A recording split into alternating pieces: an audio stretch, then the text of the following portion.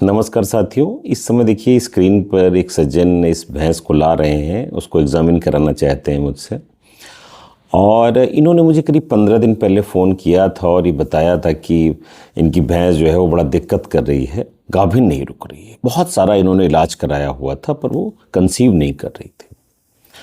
अब कुछ ऐसी व्यस्तता रही कि मैं कुछ दिन आ नहीं पाया। करीब हफ्ते भर बाद इनका फिर फ़ोन आया कि अरे डॉक्टर साहब आप आओगे नहीं क्या। तो मैं 2-3 दिन बाद फिर इनके पास पहुंचा। तो जब मैंने हिस्ट्री ली तो इन्होंने बताया कि इसको ब्याए हुए लगभग 4 महीने हो चुके हैं और ये जब हीट में आती है तो लगातार करीब 15-17 दिन जो है हीट में रहती है। तो मैंने कहा भाई 21 दिन का एक हीट साइकिल होता है, तो 15-17 दिन इसका मतलब बोले कि लगभग हमेशा ही गर्म रहती है। हम इसका हमेशा डिस्चार्ज वजाइना से जो डिस्चार्ज है वो निकलता हुआ देखते हैं। और इसके पास जाओ, पीठ पर हाथ रखो तो ऐसा लगता है कि जैसे ये गर्मी में है। दूध भी इसका कम होता जा रहा है। तो मैंने पूछा आपने कुछ इसका उपचार कराया इतने दिनों में? तो उन्होंने बताया कि नहीं, कई जो इंसेमिनेटर आए उन्होंने इसमें कहा कि हम इसमें दवाइयाँ डालेंगे। उन्होंने तरह तरह की इंट्रायूटेराइन मेडिसिन डाले, कुछ इंजेक्शन लगाए, पर उससे कोई बात बनी नहीं। तो ये कंडीशन थी जैसा मैं बाहरी लक्षणों के आधार पर समझ पा रहा था। तो फिर मैंने इसको चेक किया और उससे ये बात पक्के तौर पे हो गई कि यहाँ पर ये फॉलिकुलर सिस्ट का केस है, सिस्टिक ओवरी है उस एनिमल। तो क्या है ये सिस्टिक ओवरी, ये क्यों होती है और इसे हम कैसे ठीक कर सकते हैं, आइए इसके बारे में जानते हैं।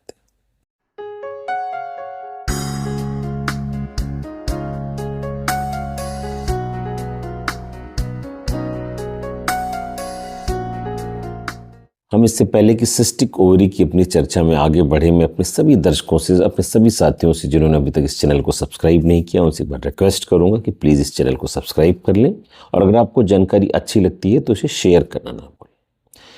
तो जैसा कटियार साहब की ये भैंस थी और जिसको सिस्टिक ओवरी मैंने बताया कि हो गया है, तो ये सिस्टिक ओवरी क्या है बहुत डिटेल में नहीं जाते हैं, पर हम सभी जानते हैं कि गाय भैंस में 20-21 दिन का एक साइकिल चलता रहता है, हीट साइकिल चलता रहता है, स्ट्रेस साइकिल जिसे बोलते हैं। और उसमें एनिमल 1-2 दिन के लिए हीट में आता है और उस समय उसको कंसीव कराया जाता है। तो जब एनिमल हीट में आता है तो उस समय उसकी ओवरी पे जो उसका अंडाशय होता है उस पर एक फॉलिकल होता है, एक वेसिकल जैसा एक फॉलिकल होता है, वो रप्चर होता है और उसके अंदर से एग निकलता है। और जब वो एग निकलता है तो बाहर से जो स्पर्म डाला जाता है वो उससे मिलता है और उसके बाद प्रेगनेंसी हो जाती है। अगर दोनों टाइमली मिल जाते हैं, सारे फैक्टर्स ठीक हैं, तो वहाँ पर प्रेगनेंसी हो जाती है। लेकिन अगर कुछ ऐसी वजहें पैदा हो जाएं कि फॉलिकल तैयार है लेकिन वो रप्चर नहीं हो पा रहा, उसके अंदर से जो एग या ओवम है वो निकल ही नहीं पा रहा है। क्यों?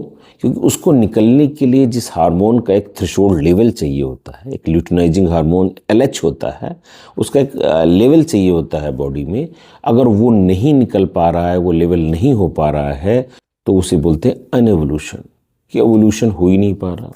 तो वो फॉलिकल वैसा ही बना रह जाता है, एवोल्यूशन नहीं होता है, यानी फिर जो बाहर से सीमेंट डाला गया वो वेस्ट चला गया और बाद में यही ओवरी सिस्टिक ओवरी बन जाती है। तो सिस्ट 2 तरह की होती है, फॉलिकुलर सिस्ट होता है, ल्यूटियल सिस्ट होता है।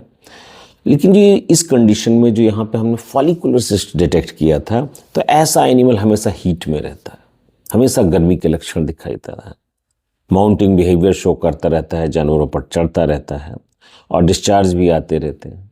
अगर इसे मान लीजिए कि इसकी कंडीशन और सीवियर हो जाती है तो ये लक्षण और भी गहरे दिखाई देने लगते हैं, तेज दिखाई देने लगते हैं। बाद में कई बार पूंछ के पास ऐसा एनिमल अगर लंबे समय तक रह जाए तो उसमें एक स्टेरिलिटी हम्प दिखाई देता है, पूंछ अलग से उठी हुई दिखाई देती है।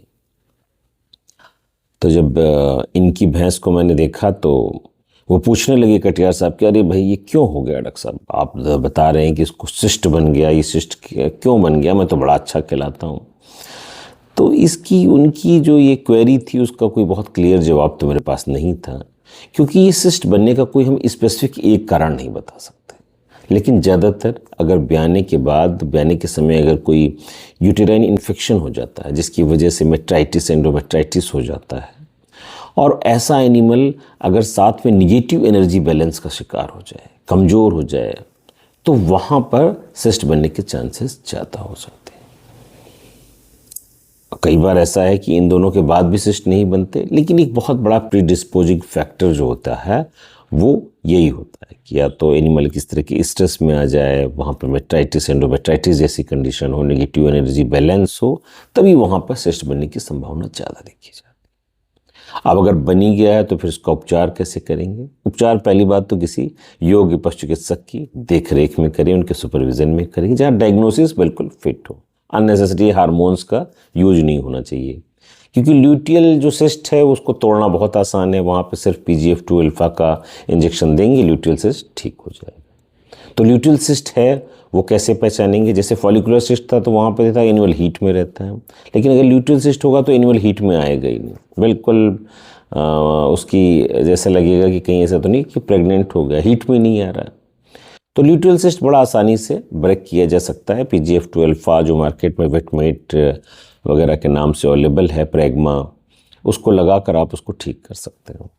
लेकिन फॉलिकुलर सिस्ट अगर ठीक करना है तो पहले आपको GnRH हार्मोन देना हो, GnRH या LH। GnRH क्या है? गोनाडोट्रोपिन रिलीजिंग हार्मोन, जो मार्केट में रेसेप्टल, गाइनानिच, इन तरह के कई नामों से अवेलेबल है। आप वो 5 ml देंगे अपने पशु को, और उसके बाद 9 दिन बाद आप अपने पशु को फिर वेटमेट या प्रेग्मा, ये जो प्रोस्टाग्लैंडिन्स मार्केट में अवेलेबल है, इसका 2 ml देंगे। तो फॉलिकुलर सिस्ट फिर पहले ल्यूटिनाइज होगा और उसके बाद रप्चर हो जाएगा, और उसके बाद जब वो हीट में आएगा तो आप अपने पशु को गाभिन कराइए, तो वो गाभिन भी हो जाएगा आसानी से। तो आज के लिए मेरी जानकारी इतनी ही थी, और अपने अगले वीडियो में फिर किसी नई चर्चा के साथ मैं आपके सामने होऊंगा। तब तक के लिए मुझे इजाज़त दीजिए। धन्यवाद।